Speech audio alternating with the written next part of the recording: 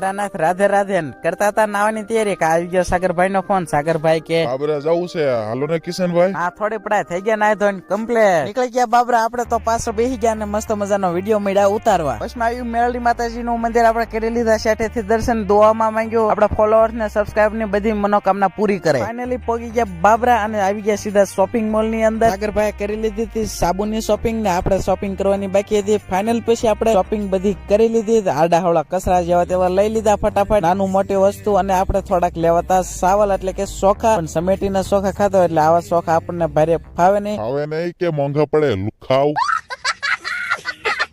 એટલે આપણે સોખા ના લીધા અને સીધા જ વહી ગયા આપણે લોખંડના ડેલે. કારણ કે લેવી હતી સાગરભાઈ ને થોડીક લોખંડની વસ્તુ બધી લઈ લીધી. નીકળી ગયા પાછા ઘેરે જવા માટે. દિવસે ગયા હતા ગંગેશ્વર મહાદેવ. ત્યાંનો લોંગ વ્લોગ જોયો તો એ કાલે આવશે. તો આપણી ચેનલ ફટાફટ સબસ્ક્રાઇબ કરી લેજો.